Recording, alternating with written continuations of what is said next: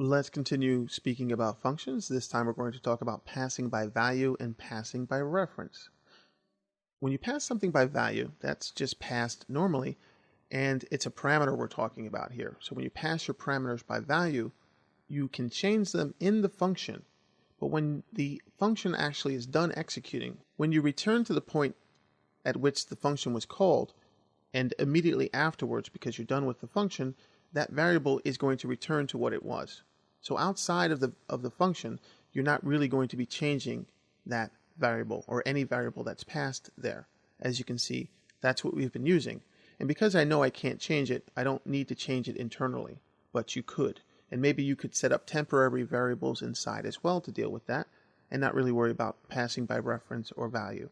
You can't change it. It's read only when it gets back outside. You can change it, but it really doesn't make a difference because when you get back out, it's not going to help you there. It's not going to change.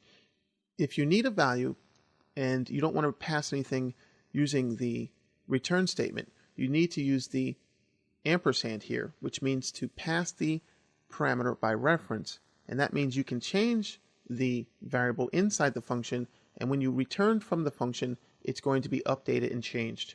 You're referencing the original variable itself. So you're changing it, and it's really changed live. So here, for example, we have $array, which is the array variable, and we actually reverse it and give that value back to the original array. And then when we come back out of the function, it's going to be changed.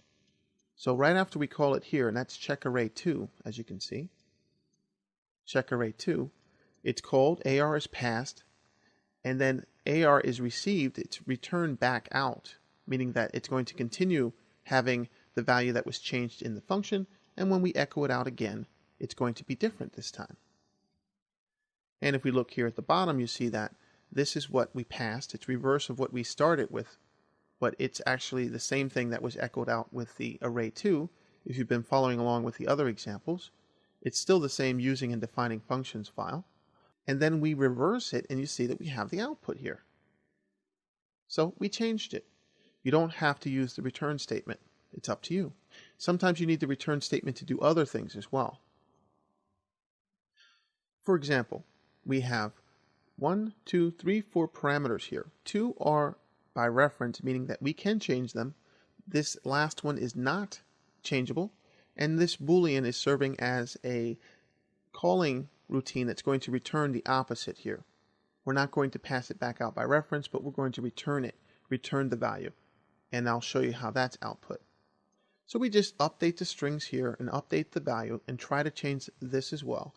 And then we actually call it down here, Booleans here, and the other variables are set as well. And so we set the variables and then we echo them. And then we actually call the function, return bool, update bool that way, the old return way that I mentioned. Do something as the function. We pass in true, just the value, S1, I1. These are going to be passed into these two parameters, changeable, and then the last one, not changeable. So this isn't going to be returned out. We do echo it, and we'll see what happens. And there you go at the very bottom. We echo that Boolean value of 1, which is true. This variable and this variable both were updated, but it's not present here because this is just what we had as our source, and this is that last string that's passed. So these are our source values, and you're going to see that it's going to be changed if you look at the lower line. Boolean is updated to false, and it's not visible because we know that Booleans that are represented with echo and print are not going to show anything for the false value. We have this I am changing forever. It is changed. 999 is the other value that's changed. And now we have this is not changed because it wasn't passed by reference. It was passed by value. So very easily you can see how powerful you can make your functions. You can manipulate things as you need to. Be careful with the reference. If you don't want something to be changed, you don't pass it by reference. You don't allow the function to make that change for you. You make it read-only for the most part in the way that this is going to only be read-only when it gets back to the original place where that function had called it. So just keep that in mind. But it's very powerful to be able to do that.